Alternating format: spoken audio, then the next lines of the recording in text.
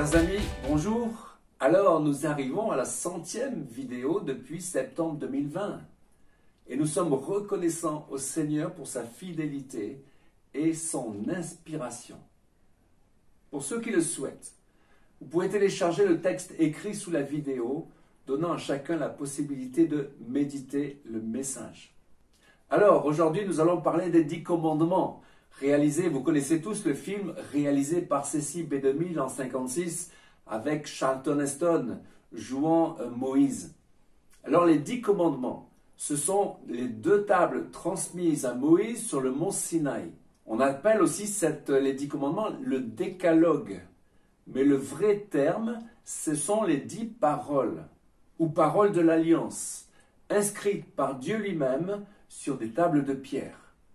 Lisons pour cela Exode 34, 27. L'Éternel dit à Moïse, « Écris ces paroles, car c'est conformément à ces paroles que je traite alliance avec toi et avec Israël. » Moïse fut là avec l'Éternel 40 jours et 40 nuits. Il ne mangea point de pain, il ne but point d'eau.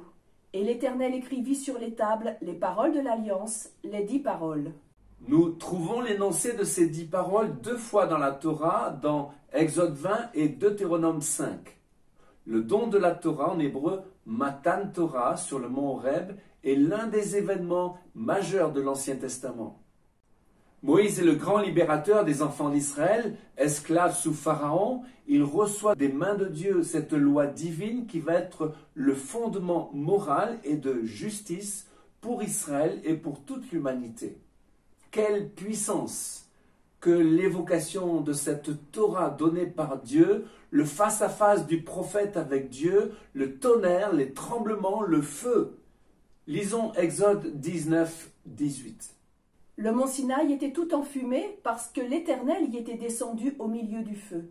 Cette fumée s'élevait comme la fumée d'une fournaise, et toute la montagne tremblait avec violence. Le son du chauffard retentissait de plus en plus fortement.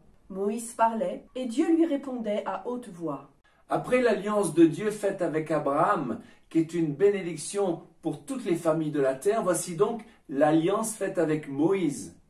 Une alliance qui est également une bénédiction, une loi de liberté pour le bonheur de l'homme.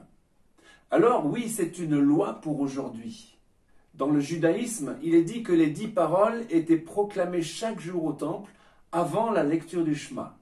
L'exégèse juive note par quel mot commence et termine le décalogue. Le premier est Anochi, qui veut dire « je, moi », dit Dieu. Et le dernier, Recha, c'est-à-dire « ton prochain ». Le je qui ouvre le décalogue est le je absolu de Dieu, et le prochain indique que la reconnaissance de Dieu implique une reconnaissance de l'autre comme prochain à respecter et à aimer. Selon la Bible, observer les 10 paroles apporte la vie. Dans la conversation d'un jeune homme riche avec le Seigneur, nous lisons Matthieu 19, 16. Et voici, un homme s'approcha et dit à Jésus, « Maître, que dois-je faire de bon pour avoir la vie éternelle? Si tu veux entrer dans la vie, observe les commandements. » Lesquels, lui dit-il? Et Jésus répondit, « Tu ne tueras point, tu ne commettras point d'adultère, tu ne déroberas point, tu ne diras point de faux témoignages. Honore ton père et ta mère, et tu aimeras ton prochain comme toi-même. » On peut également citer la réponse du Seigneur à un docteur de la loi. Jésus résume là ce que signifie la Torah, la loi, dans la Nouvelle Alliance. Luc 10, 25. Un docteur de la loi se leva et dit à Jésus pour l'éprouver, « Maître, que dois-je faire pour hériter la vie éternelle ?» Jésus lui dit, « Qu'est-il écrit dans la Torah ?» Il répondit, « Tu aimeras le Seigneur ton Dieu de tout ton cœur, de toute ta force et de toute ta pensée, et ton prochain comme toi-même. » « Tu as bien répondu, lui dit Jésus. Fais cela, et tu vivras. » Alors voyons maintenant une lecture horizontale de la Torah. Notons déjà que les tables de la loi possèdent un double aspect. À la première table correspond la relation entre Dieu et l'homme, tandis que la seconde table parle de la relation de l'homme à l'homme. Mais il est intéressant d'avoir une autre lecture que j'appelle horizontale. Alors, premièrement, à la parole 1, mettons la parole 6. L'interdiction d'assassiner. entre parenthèses, c'est différent que de tuer, est mise en regard l'affirmation de l'existence de Dieu. Je suis l'Éternel. On sait que chaque être humain a été créé à l'image de Dieu. Et donc, attenter à la vie d'un homme, c'est attenter à Dieu lui-même. Notons que Dieu se présente comme celui qui délivre de l'esclavage. Il est le Goël, le Rédempteur, celui qui a donné sa vie pour chacun d'entre nous. Nous ne pouvons que donner également notre vie pour les autres et non prendre celle d'autrui. À l'heure où l'esprit de mort étant répandu dans le monde, nous devons porter haut l'esprit de service et de sacrifice.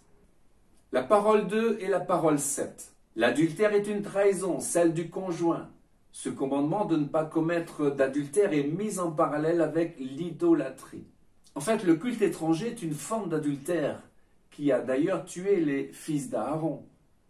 Et dans le monde chrétien, même l'Église, le pasteur ou même la louange peuvent prendre la place de Dieu.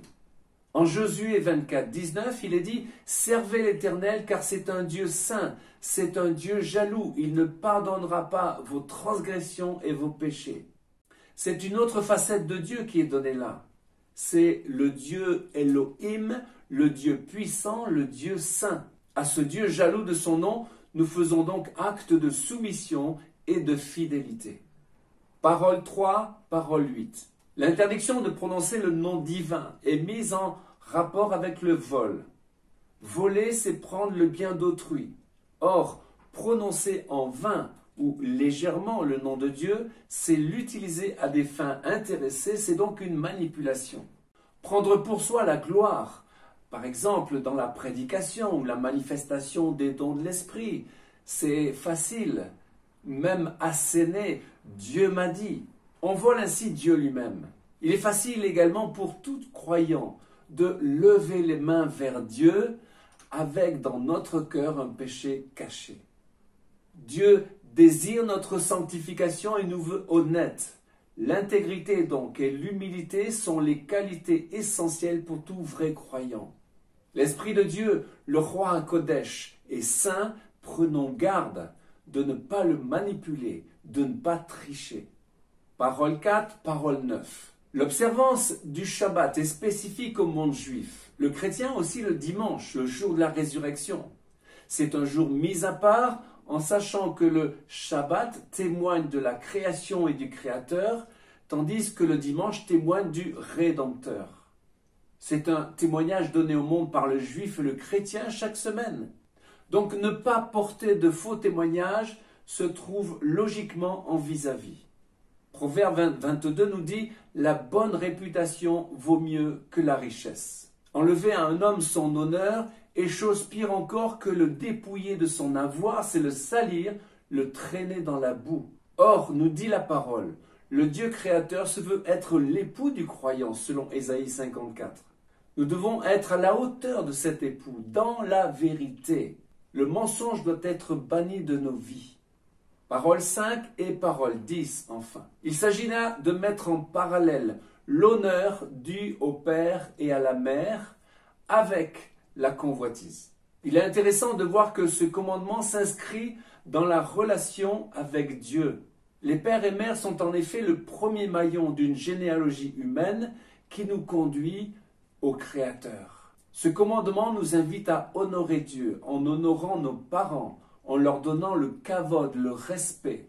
Sur le plan spirituel, les patriarches, les héros bibliques sont également nos pères. Ils nous inspirent, ils sont nos modèles, ils sont nos racines, et c'est le peuple juif qui les représente. Je crois qu'honorer nos pères, c'est aussi aimer et donner le kavod à Israël, c'est lui apporter notre juste reconnaissance. Alors, parlons de cette loi d'amour. Avec la parole, et selon Marc 12:30, nous pouvons dire « De tout mon cœur, de toute ma pensée, de toute ma force, j'aime le Seigneur mon Dieu, et ainsi je suis capable d'aimer mon prochain. » Les 10 paroles nous donnent ce secret en révélant les vertus qui doivent être nôtres. L'esprit de sacrifice, la fidélité, l'intégrité, la vérité et la reconnaissance. Et en s'opposant à tout ce que le péché a produit en l'homme. Ces paroles sont l'antidote pour pouvoir vivre en harmonie avec autrui et être heureux. Chers amis, la Bible dit qu'il y aura une nouvelle Torah, la Torah venant de Sion selon Ésaïe 2. C'est le Messie lui-même qui la portera quand il viendra, posant ses pieds sur le mont des Oliviers. Ce sera une loi d'amour pour toute l'humanité. L'Esprit de Dieu qui sera répandu sur toute chair, comme le dit Joël, déposera cette loi dans les cœurs, ce sera comme le ciel sur la terre. Chers amis, réjouissons-nous à l'avance de ce temps glorieux. Chers amis, à une prochaine fois pour une nouvelle vidéo en direct de Jérusalem.